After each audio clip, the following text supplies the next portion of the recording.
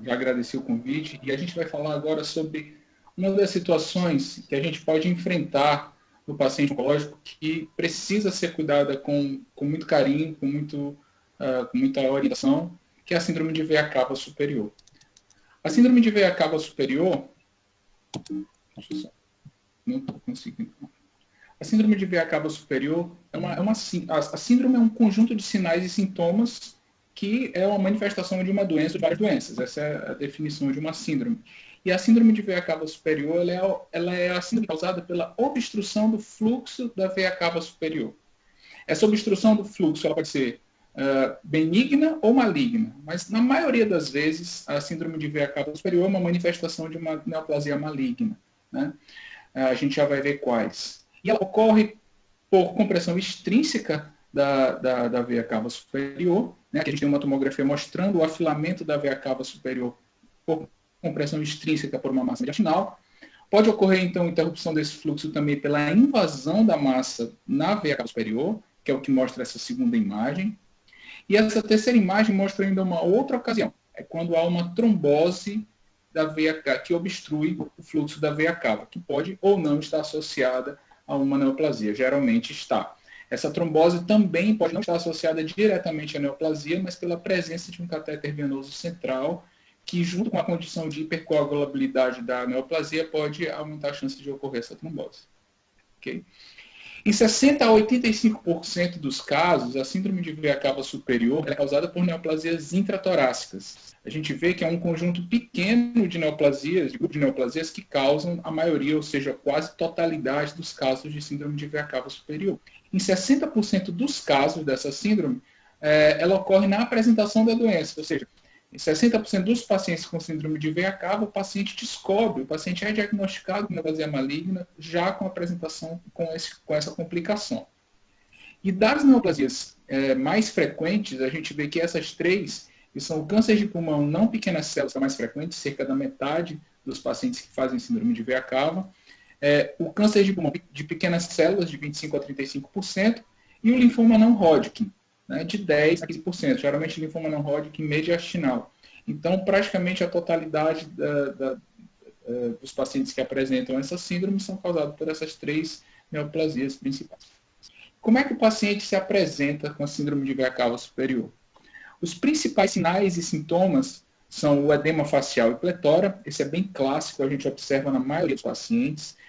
Dá a impressão de que o paciente está sufocado, mas nem sempre, necessariamente, ele vai ter dispneia ou vai ser necessária uma intervenção de emergência. É importante a gente entender isso. A síndrome de veia cava superior, ela nem sempre é uma emergência médica, mas ela pode ser uma emergência. Ela é uma urgência, na maioria dos casos, mas nem sempre é emergência. Então, o edema facial e pletora é um dos sintomas, um dos sinais mais comuns.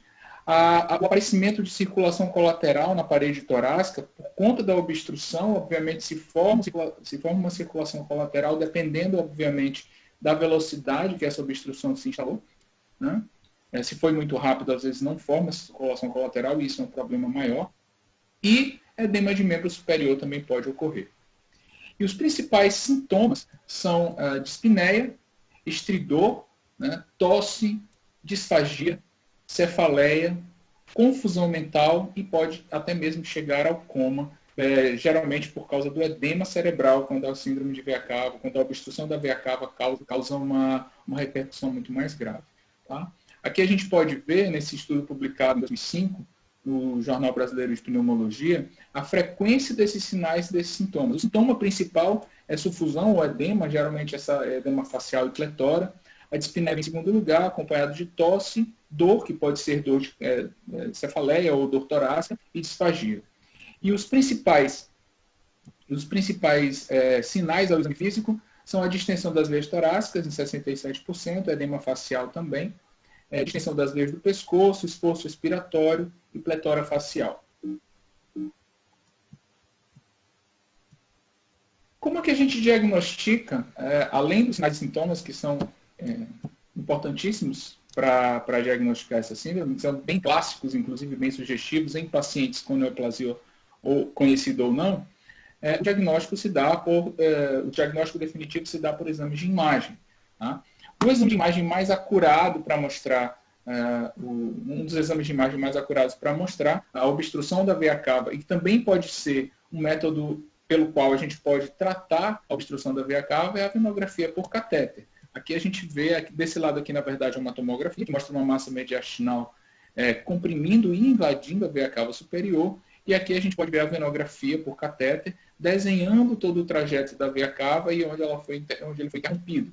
Tá? E aqui do lado a gente vê as imagens do procedimento que é feito na venografia, que é a dilatação da veia cava superior, se tiver trombo, a transposição desse trombo, a trombólise mecânica ou medicamentosa, e geralmente a dilatação por balão e a colocação de um stent para restabelecer o fluxo da veia cava. Outro método diagnóstico importante e bem até mais acessível, mas que não permite intervenções terapêuticas, é a tomografia computadorizada. Aqui nessa tomografia, nesse corte axial, nesse corte coronal, a gente vê uma massa enorme de mediastino, né, invadindo a veia cava superior. E geralmente, pela tomografia, quando o paciente não tem neoplasia conhecida ainda, a gente chega ao diagnóstico também da neoplasia, junto com o diagnóstico da síndrome de veia cava. Outro exame que pode ser utilizado também, que tem bastante precisão, até para observar o desenho vascular e a interrupção do fluxo de maneira bem detalhada, é a ressonância magnética, né? Seria uma angiorressonância magnética. O diagnóstico diferencial da síndrome de veia cava superior é com outras condições que podem causar síndrome de veia cava superior, com as causas não neoplásicas. Tá? A maioria está relacionada à presença de catéter intravenoso profundo. Né? Então, a maioria da síndrome de veia cava superior, que não são causadas por compressão tumoral, é geralmente por trombose, e dessas tromboses, a maioria é causada pela presença de catéter venoso central. Boa parte desses pacientes tem neoplasia.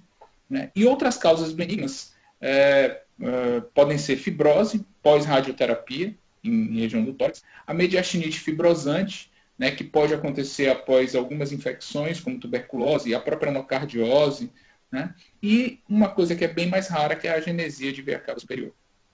E como é que a gente trata a síndrome de veia cava? Tá? Quando a síndrome de veia cava superior é uma emergência médica? Sempre? Não.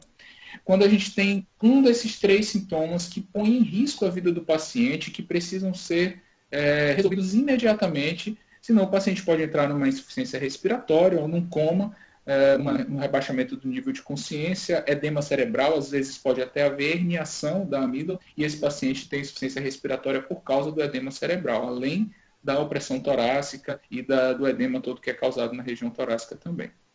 Então, se aparecer estridor, obstrução de via aérea, edema de laringe grave ou coma por edema cerebral, isso se caracteriza uma emergência médica. E como é que a gente resolve isso? Até certo tempo, né, a resposta imediata era que se mandava esse paciente para radioterapia. Mas a radioterapia imediata, ela não é a melhor solução para a síndrome de veia cava quando ela é uma emergência. O paciente está correndo risco de vida em poucas horas. Porque a radioterapia ela não pode causar descompressão imediata na maioria dos tumores. Mesmo naqueles tumores que são muito radiosensíveis, isso demora geralmente alguns dias para poder acontecer. E a radioterapia na lesão tumoral antes da biópsia, quando o paciente abre o quadro da neoplasia com a síndrome de veia cava, também pode atrapalhar o diagnóstico histopatológico adequado. Então, quando a síndrome de veia cava superior é uma emergência médica, a maneira ideal de resolver é com a recanalização endovenosa, né, que é feita através da venografia por catéter, e a colocação de um stent. Quando essa obstrução da veia cava é acompanhada também de trombo na veia cava, que isso nem sempre vai acontecer, mas quando acontece, é necessário que esse paciente também receba anticoagulação terapêutica. Tá? E se essa trombose for causada pela presença de um catéter venoso central, esse catéter venoso central precisa ser retirado, porque senão ele vai perpetuar a capacidade trombogênica naquele paciente. Tá? Uma coisa muito comum também, antigamente, era o uso de corticoides, e esse uso era feito de maneira indiscriminada. Né? O uso de corticoides ele não está indicado em todos os casos de síndrome de veia cava, em todos os pacientes, até porque nem todas as neoplasias respondem da terapia, certos linfomas, por exemplo. Ele é indicado quando existe edema intenso de vias aéreas, principalmente em pacientes que vão receber radioterapia por impossibilidade do implante de um stent em veia cava. Tá? Ou com tumores com resposta rápida à corticoterapia, como linfomas e timomas, porque aí você já está tratando a neoplasia e se tiver uma resposta muito rápida, ele já vai também aliviar os sintomas da síndrome de veia cava. Contanto, isso pode prejudicar o diagnóstico, porque vai haver uma mudança na histologia, obviamente, vai haver uma linfopenia, uma depressão daquelas células tumorais, se esse diagnóstico ainda não estiver estabelecido e precisar de uma biópsia posterior. O uso de diuréticos também, que era bastante difundido antigamente, também é um uso muito restrito. O uso de diuréticos ele praticamente está restrito quando é necessário para auxiliar no alívio de sintomas relacionados a edema ou a congestão muito intensa. Tá? Tem que haver um cuidado no uso de diuréticos, porque a gente também não pode depletar excessivamente o volume do paciente, o volume intravascular do paciente, e causar hipovolemia, que pode levar o paciente a um choque e piora do seu estado geral. Né? E também a própria hidratação ela tem que ser muito bem monitorada, porque a gente pode causar a situação inversa. A gente pode causar hipervolemia, que piora ainda mais os sintomas e o risco da síndrome de veia cava superior. E naqueles pacientes que apresentam síndrome de veia cava superior, mas que não necessariamente têm uma emergência médica. Como é que a gente age com esses pacientes? Pacientes com sinais ou sintomas que não configuram, desculpa, saiu errado aqui, que não configuram emergência médica. Nesses pacientes, a gente tem algumas opções de tratamento. Tá? A colocação de stent endovenoso, ela continua sendo uma das melhores opções para esse paciente, mas obviamente a gente não tem isso disponível em todos os serviços, mesmo em todos os serviços oncológicos. Precisa de uma hemodinâmica que funcione bem, precisa de material como stents que são às vezes caros, isso pode impossibilitar no sistema de saúde, né? Mas ela provoca ela proporciona um rápido alívio dos sintomas. Aí é uma boa opção para pacientes com síndrome de veia cava, causada por tumores que são pouco responsivos à quimioterapia ou à radioterapia, como por exemplo, os carcinomas não pequenas células de pulmão e o mesotelioma pleural. Tá? Em pacientes com síndrome de veia cava superior recorrente também, que já foram previamente irradiados, já receberam previamente radioterapia e não podem receber de novo, e não tem um tumor sensível à quimioterapia, a colocação de stent endovenoso também se faz uma excelente opção. Essa série de 164 pacientes, publicada em 2013, que seguiu esses pacientes após o tratamento da síndrome de veia cava superior por 355 dias, esses pacientes foram tratados com um implante de stent, mostrou que com essa técnica a recanalização é bem sucedida em cerca de 95% dos pacientes, à custa de uma mortalidade bastante baixa, 2,4%, e 21,9% de taxa de recidiva da síndrome de veia cava, mas que foi resolvida prontamente com o reimplante de um novo stent em 75% dos casos, efetivamente. Então, de fato, é uma técnica terapêutica bastante interessante quando disponível. Tá? As complicações são pouco frequentes, elas ocorrem em 3 a 7% dos pacientes tratados. Né? Pode ser infecção do sítio de acesso do catéter, sangramento ou hematoma, tromboembolismo pulmonar, perfuração ou ruptura da veia cava superior, que é bastante raro quando o hemodinamicista é experiente, ou a migração do stent, que pode ser um problema também. Em alguns casos é necessário fazer trombólise, obviamente quando há trombo associado à compressão da veia cava.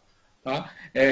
Se há trombo obstruindo o fluxo da veia cava, é preciso que primeiro se faça a trombólise, não só para o alívio dos sintomas, que não adianta você fazer outra abordagem, se não desfizer o trombo que está obstruindo a veia cava, não vai haver alívio dos sintomas, porque não vai restabelecer o fluxo, mas também a trombólise ela vai viabilizar a implantação do stent. Você vai poder visualizar o trajeto e qual é a extensão da compressão, saber se vai precisar de um stent só, de mais um stent, ou seja, viabiliza o procedimento. Tá? O uso de agentes farmacológicos trombolíticos ele deve ser evitado, se o paciente possui um alto risco de sangramento, especialmente em neoplasias hematológicas ou pacientes que estão fazendo tratamento que já usem anticoagulante antes ou que tem plaquetopenia ou distúrbio de coagulação. Nesses casos, o indicado é realizar apenas a trombólise mecânica. Tá? A anticoagulação posterior ao procedimento é um tema de bastante discussão. Não existe nenhum estudo prospectivo, nem consenso mais sólido que aborde essa questão na ausência de uma trombose significativa.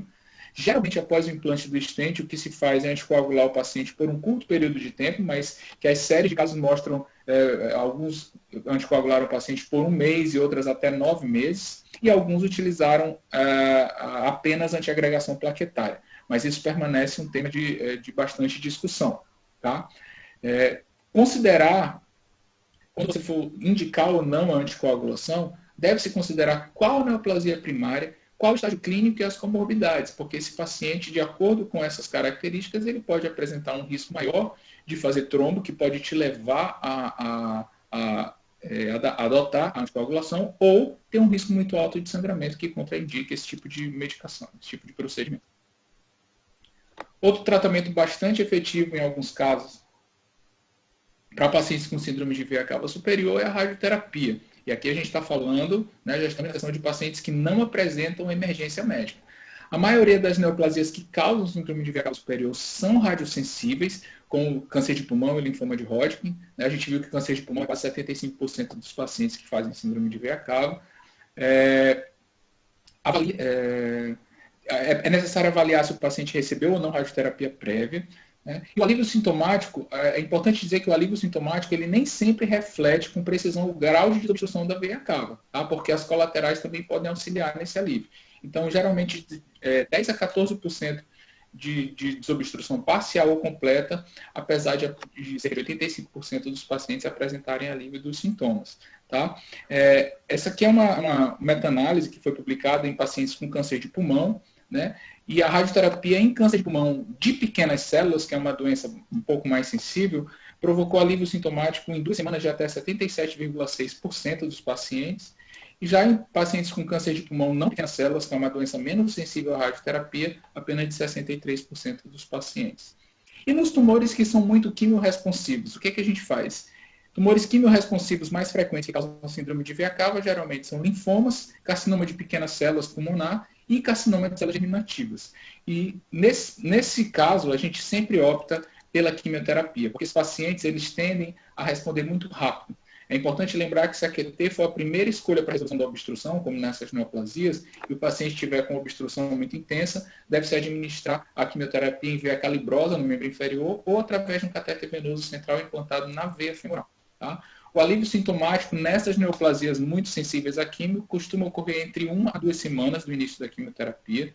O tratamento combinado com radioterapia pode diminuir a recorrência e prolongar a sobrevida desses pacientes, como no câncer de pulmão pequenas células com doença limitada e nos linfomas mediastinais. Nesses tumores, a síndrome de veia cava superior, na apresentação da doença, ela não necessariamente piora o prognóstico, como em outras doenças que não são quimiorresponsivas.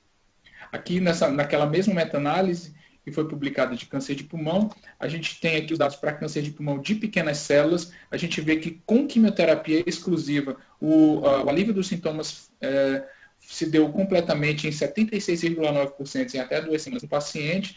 Já, por exemplo, em câncer de pulmão não pequenas células, que é uma doença menos sensível à quimioterapia, em apenas 59% desses pacientes. Tá? E, por último, uma prática que é muito menos adotada, é muito mais raro de se ter essa abordagem para a síndrome de veia cava, que é a ressecção cirúrgica. Ela pode ser considerada em tumores muito resistentes à quimioterapia e à radioterapia, que podem ser curados com cirurgia. Ou seja, você tem um tumor primário sem metástase, que pode ser ressecado, que na apresentação ele já foi diagnosticado com síndrome de veia cava superior. Exceto em situações de emergência, obviamente, que não dá para aguardar a cirurgia, senão o paciente pode nem sair da sala, né?